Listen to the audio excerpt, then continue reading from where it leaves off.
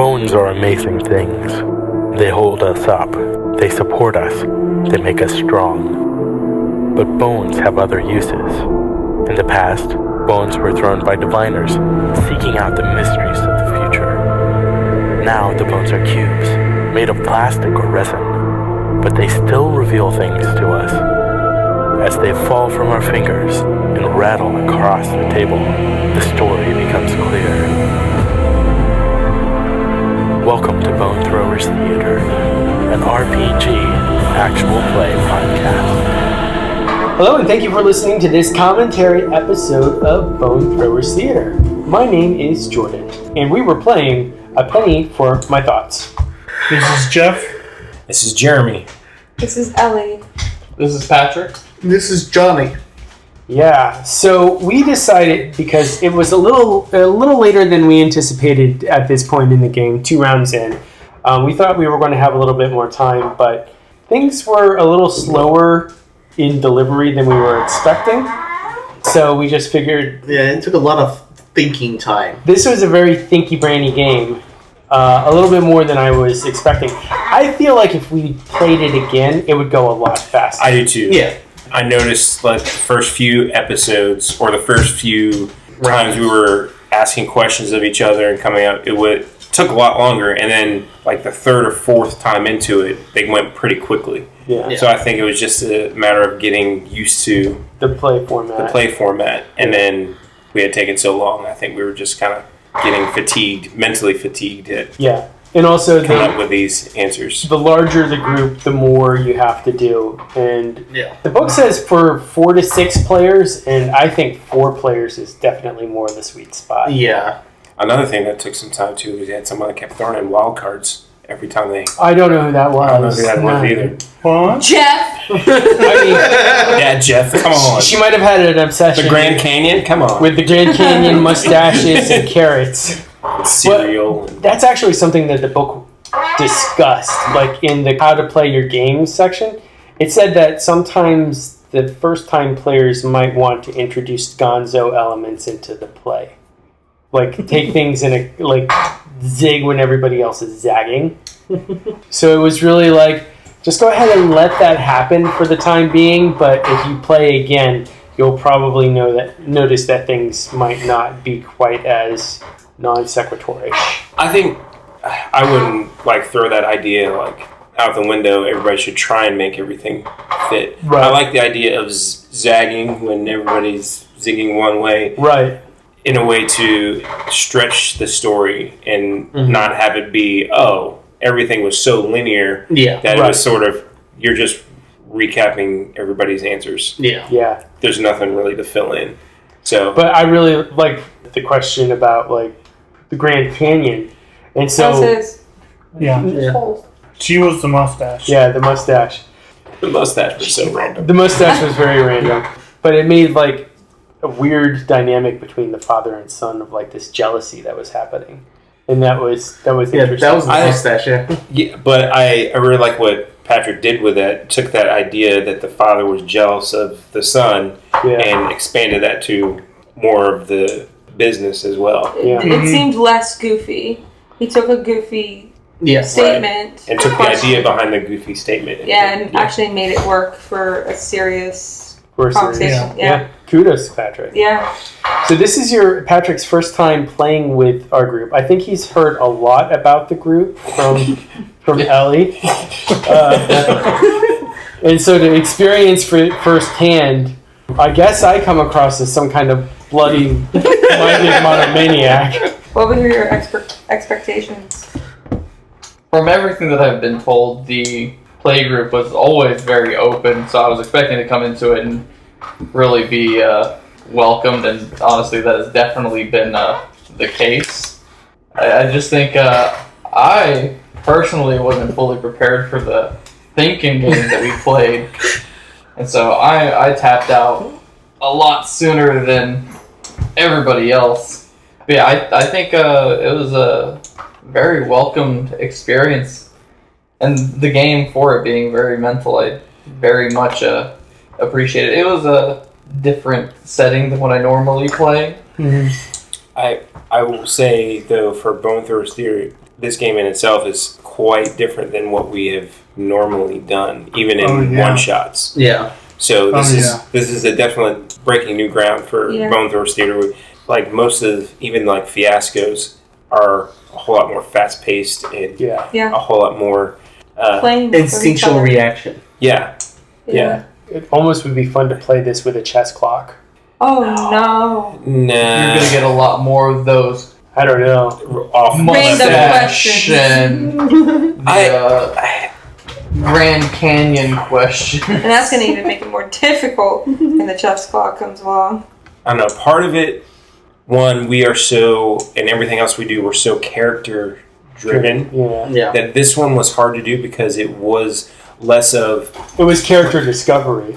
Yeah, less of playing out or acting out a scene and more of.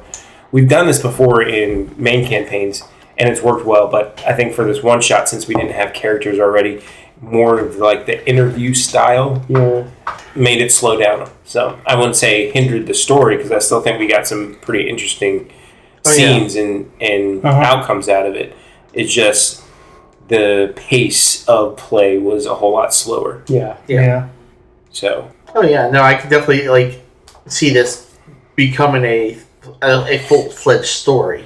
Yeah. Well, yeah, I would. I mean, if we were to play this game again, I definitely would kind of think about some ways to tweak it too. The way that we did it was with the standard questionnaire and the standard facts and assurances, but they also have a couple of modified ones. Like there's one that's basically based off of the Bourne identity, where you're where you're a covert operative for the United States government, and the objective of your last mission involved handling a target. So it can get kind of specified. And like question number 1, recall an early mission with your mentor. Yeah. Or recall a mission where you faced a moral dilemma. And then the other version was kind of like a Lovecraftian mythos one. Considering that we had relatively recently done a Lovecraftian game, I didn't want to throw another one into the mix. Like, one thing I did like from this was when you came to a decision point in your story, you had to, two other people gave you options, and you had to choose among those options. Yeah. I did like that. Yeah, I thought that was really cool because it put like almost like a competitive nature. Yeah, you wanted to win the penny. Yeah. I felt myself like, mine didn't get chosen. And I saw Jordan's face went. I got excited for this idea that Johnny's character was working for a dairy farm. I could tell that you were personally tickled by the idea. Oh yes, I was. You didn't think that it would have fit the story that it was going in. Correct. Yeah. Right, and I think that drove a lot of our decisions, is especially because I asked that at the beginning when I was the first one to choose between, I think it was, I don't even remember what Ellie's suggestion was, but it was the one that I didn't want to have to try and work back into the story later. Oh, the mayor. Mayor barbecue. I was like, are we going to have to try and work this back in later? Yeah. And I was like, well, yeah, that's going to be really tough to work back in. So that kind of made my decision for me. It's like, I don't want to have to try and figure out how this actually fits with everything else that was going on. So I took the lesser of the two. And I think for some of the negative outcome ones, we kind of made a character choice. It's like, I don't want my character to go that dark, so I'm going to pick the lighter of the two options. Yeah, and it's very much what feels right at the moment. Yeah. And I like the immediacy of that in the game. I will say, and I wanted to... Well, let me ask Jordan first before this. There's actually a third round that we were supposed to play. Yes. Yeah. So what actually happens in that third round? The third round is recall how you came to be here. So honestly, I don't think Ellie's character was that far off. No, I was not. No. I was already in the psychiatric ward. That, and since it brought up, that's the theory that I had, like, I think in between episodes, like, I see this as a movie. Yeah. And it's one of those mind-bending movies where it causes you to think, and at the end, you're just like, wait, this was what was going on the whole time. I imagined the final scene of the movie being everybody in that room, that therapy room, and then everybody's going around saying something, and then it got to Ellie's character, and Ellie's character just starts ranting and raving, and then the camera pans, and there's actually no one else in that room. Oh, that would have been so cool. And it was basically it's just your character crazy, making up all these stories of all these other people. All the stories. Yes. Oh. So and there was no therapist. It was just you in the room by yourself, making the whole thing up. In solitary, huh? Yes. So that's very similar to like some of the movie ideas that he actually cites in the book, in the production notes. The author of the book, his name is Paul Tevis, and he cited The Bourne Identity, Memento, and then Eternal Sunshine of the Spotless Mind. And especially with Memento, like... Yeah, I definitely knew Memento was going to be an influence on this one. Yeah, because Memento is all about memory and someone with insomnia going out to get the tattoos, and he gets the tattoo, and then he thinks that the tattoo is telling him about the next person, but it was really to remind him of who to trust, and so he's just on a killing rampage because people point him in the wrong directions.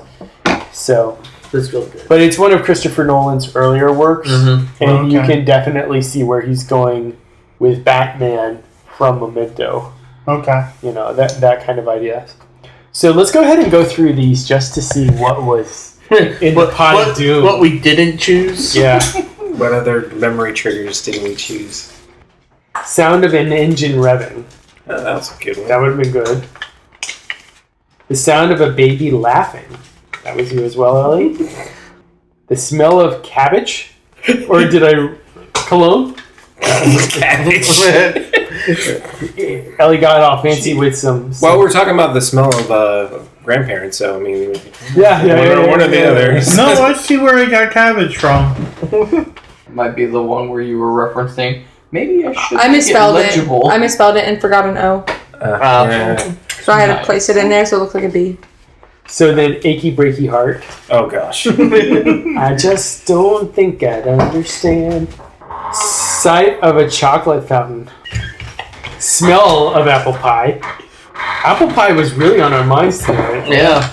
Yeah, I had smelled apple pie. There was two in there? apparently. Wow. Who put that in? I made one. Man. So both of y'all did. The sight of Christmas lights. That looks like Ellie's again. The smell of a freshly washed dog. Oof. A cloud shaped like a robot. That's pretty cool. Setting off fireworks. Ooh. Yeah. Deviled eggs in my grandmother's favorite tray. Some good ones in there. Yeah. Yeah. Jumping into a swimming pool. Peanut butter. A lion's roar. No line reference. Thick fog on a road. Taste of Korean barbecue. Walking through a school hallway. The squish of a tennis ball. I think you mean like flexibility of a tennis ball. Yeah, it squishes. So yeah, those are some really. There are some really evocative things there. So, true story. I picked the taste of Korean barbecue because the first time I watched The Lord of the Rings, The Fellowship of the Rings, I didn't see it in theaters. I saw it on DVD. You are with Joel and I? No. And I was eating Chinese barbecue. So every time I watch Fellowship of the Rings, I can taste that. Yeah. Yeah, so I think this game has merit. I was originally thinking it might be a good one-shot game for conventions. I don't know if I would do this. Yeah, I don't think it would work well for a convention setting. No, I don't think so either, especially with the noise.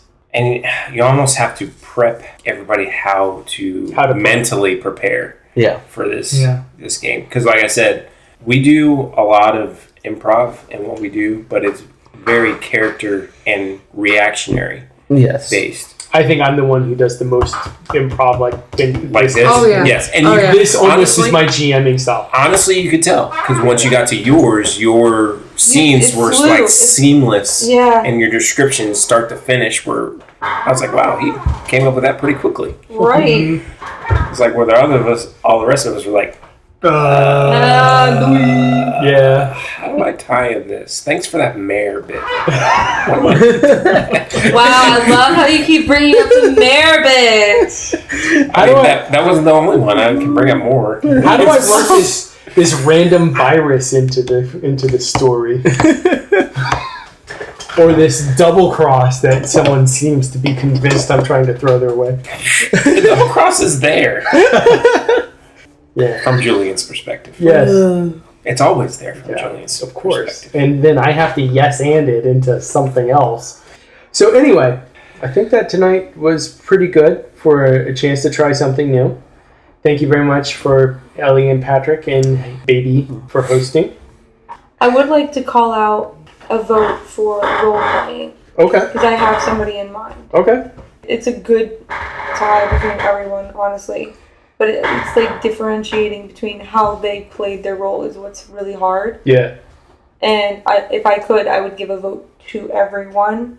But I think we already discussed that since you've, I guess, have the experience and the practice, you really did flow really well. Yeah. Thank you. Thank you. And also, I read the book this morning, so I feel like I kind of had that mental preparation that you were talking about. Yeah. Just because I was like, I got to make sure that I know what I'm doing so that I can try and explain it to other people. I don't know if I did the best at that, but I tried very hard to do that. Yeah, and another thing on the role playing aspect, not having anything to base the characters off of made it difficult. So Yeah, there's no starting point. there's no starting point, and you got to just make sense of. Honestly, and since it's improv, it's like the first thing that pops into your mind. And I don't know if anybody else, the regular people, since we all play different characters, I don't know. If you look at my story, there's very much similarity with The arcs, the arc, whatever my character's name was tonight, and Julian. Just because that was like fresh, and that's the first go-to of what I had. So I think that's one of the tweaks I would make.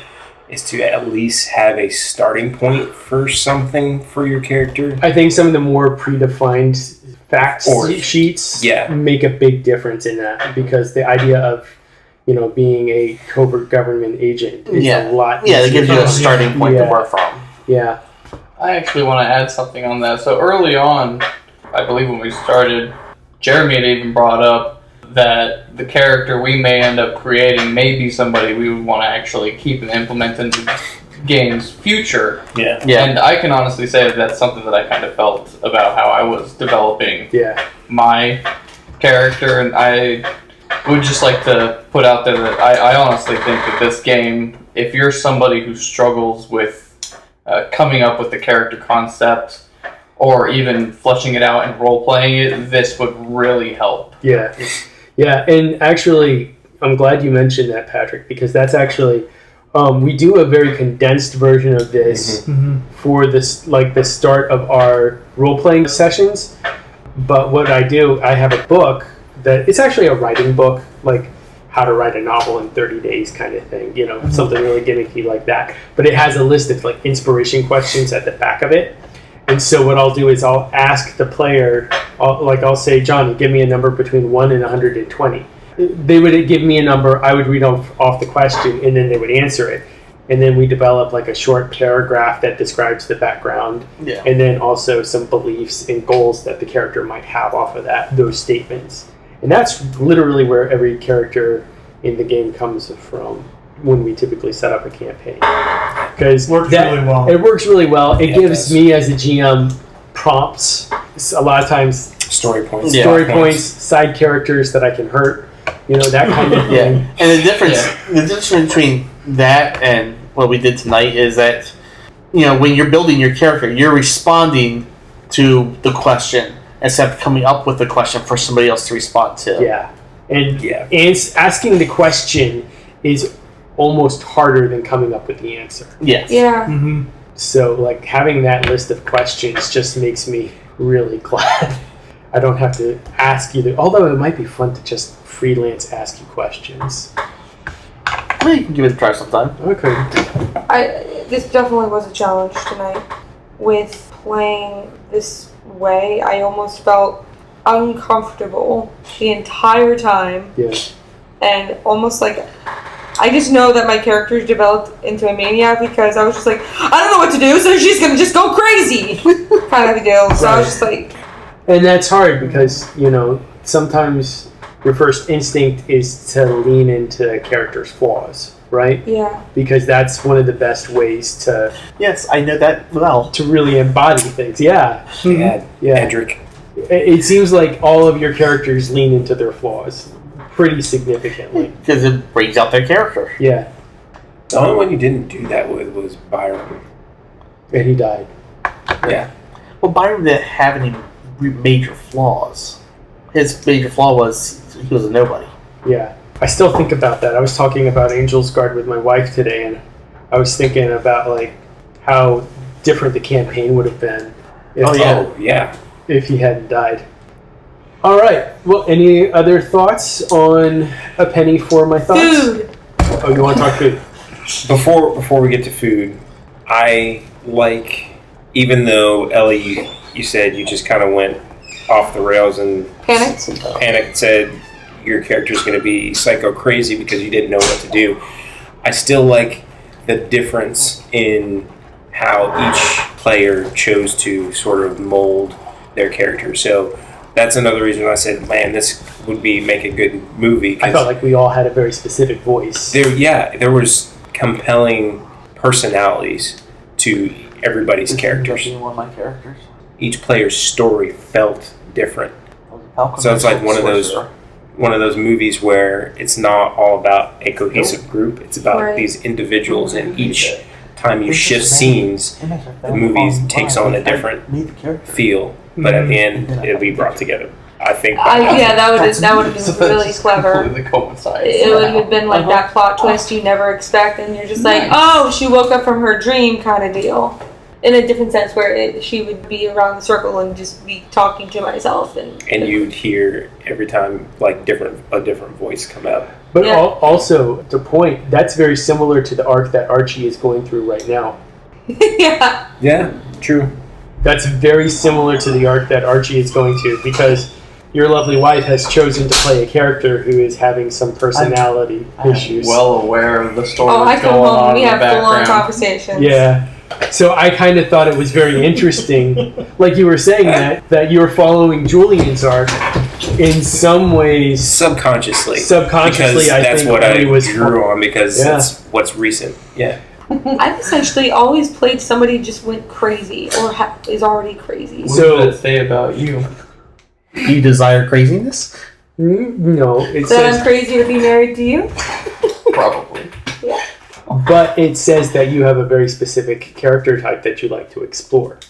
And that, I know I've already said this a million times, but like, I'm always finding new things about how I play, because I've only really started playing like this for a short while. Yeah. So I'm still figuring out how I play. I think she started playing with you guys maybe like a month after she had her first ever actual like sit down tabletop session with me and my friends. And then I've always been bitter about it ever since, because she tells me about how she went to go play with you guys, and it was a great time.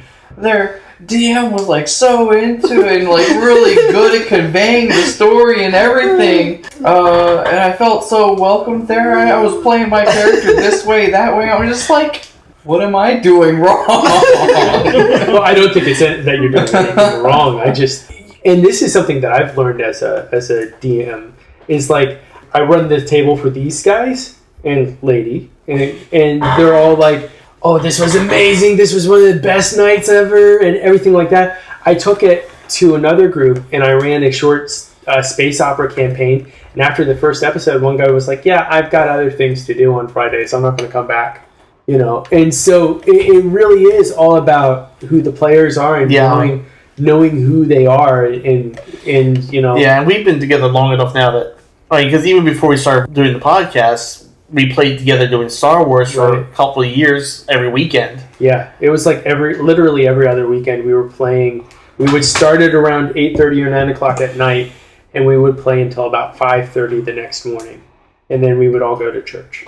Yeah. Sundays were shot those weekends.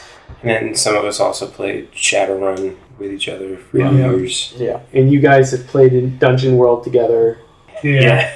Yeah. We've been playing together for a long time. So and I've only known them like a fraction of the time that they've known each other. So The story about how I got involved with this group is really kind of kooky, and I'll tell it to you off air at some point. Yes, knowing your group makes a big Knowing difference your in group. how you play. Yeah. And also, my wife doesn't like to play role-playing games, and it took us a long time to get to that point where I'm like, hey, do you want to do a one-shot? And she's like, I don't feel like it. And I'm like, okay. But it took us a long time to get to that. The first I will have to say, though, shout out to Jackie. Whenever she plays, the off-the-wall, like shenanigans are abundant. I still remember that first time. Inspectors. The trans character. Apurva. Yeah. Apurva Patel. The table was constantly broken. Yeah. Because of what was just coming out of Jackie's mouth was so absolutely ridiculous and hilarious. Yeah, I've had people come up to me and talking about that character. And that was their favorite character. I'm a Apurva. I'm a Apurva. And Jackie grew up in a heavily Indian area in New Jersey, so she had the accent down. She knew about the cultural references. It was on point. If anybody else had done the character, it would have been awful. Yes. But she did it pitch perfect. It's something I learned a long time ago. Where my strengths and my weaknesses are as a player. Exactly. Yeah, and that's one reason why, like, when I GM, I don't even really try to do an accent or anything. I don't think I do that very well. I usually avoid doing it just because I realized whenever I tried, I usually come off really either kind of pretentious or I just kind of ruin the scene. And it was really hard when we were playing Zorro a couple months ago. Because it's like, not go to a Spanish. Hello, my name is Inigo Montoya. You want to do that really Spaniard accent. That really kind of cheesy Spaniard accent. Hello, my name is Zorro. It kind of works, though, sometimes. It does. I noticed that at the beginning of Angel's Guard. I think all of us, including Aaron when he joined, were attempting to kind of put it in that old English kind of context. And that didn't stick very well. No, I don't think it did. But I don't think that's one of our strengths as a group. We're not professional voice actors. For one-shots, though, sometimes it has worked. I felt I was using an accent tonight, and I thought my accent tonight was pretty on point. If you go listen to it, I flattened out my voice quite a bit. Because I was trying to get a very specific character across. And so the accent had to be a very specific way. And I don't even think I'm hitting it right now. But I was definitely using a tonal accent tonight. And the one that didn't air, we had accents everywhere. Gosh. Bad Cops, we were using the accents everywhere. Well, and we were using them inappropriately, too. But inappropriately on purpose. Yes. So food. Meatballs were delicious. Meatballs were... Meatballs with the queso. Queso was great. Delicioso. Those Girl Scout cookies were amazing. They're all gone. They're all gone. I mean, yeah. Actually, so I don't really know if I had tried the s'mores cookies too much before I got They're a new flavor. I had never even tried them. They're a new flavor before. Yeah, they turned out, they were really good. I would say I think they've taken my number 2 favorite of the Girl Scout cookies. So it is now Thin Mints. I was going to say it has to be Thin Mints first. Samoas. Yeah. Oh yeah. I think I ordered these thinking that they were the Samoas rebranded. No. Because I ordered a box of Thin Mints, 2 boxes of the peanut butter ones, and then these. See, I can't go back to Thin Mints after Oreo put out their mint Oreos. Those are just way better. Oh my god! I found they had like the fudge covered mint Oreos. Yeah. I tried those like a few weekends ago, and it was so good. It was. There was nothing wrong with it at all. Flawless. The cheesecake, the pumpkin cheesecake was really good too. Was really good. Yeah, so I did Old's favorite, the crescent roll cheesecake, but I added pumpkin pie filling. Nice. To It's it, quick so, and easy. yeah, that was pretty good. Very good. Pretty good. And I made no-bake cookies that didn't quite set up properly, but it still tastes good. They were really good. I actually liked the texture. I kind of like the texture more. Yeah. The fudginess. Yeah. So that was a good time. I liked the pico de gallo. Pico de gallo. That was good too. I wasn't a big fan of the lime Tostitos tonight for whatever reason. I like them normally, but I think it was just the addition to the flavor of the queso and the pico de gallo. Okay. It wasn't really sitting as well with me as it normally does. No, they go really well with salsa, though. They do. Yeah. With salsa, yeah. But I think the flavoring, the scoops are always fantastic. So If we were to vote, I would say meatballs. I would too. they were a solid choice. Yes. I'm glad you guys liked it though. Yeah, Meatballs were absolutely. fantastic. You won the point. All the point. All right. Well, I think that's going to wrap it up for this evening. Thank you so much for listening, and stay tuned for more exciting episodes to come. Thank you for listening to Bone Throwers Theater. We are releasing this podcast under a Creative Commons Attribution, Non-Commercial, No Derivatives 3.0 Unported license. That means you can share the podcast, but please do not modify it or try to gain financially from it. If you would like to visit our website, you can do so at bonethrowerstheater.com. If you would like to send us an email, you can do so at bonethrowerstheater@gmail.com. Our Twitter handle is bonethrowerstheater. You can also look us up on Facebook and subscribe to our YouTube channel. And until next time, may the bones fall ever in your favor. This has been a Nerd Circle podcast production.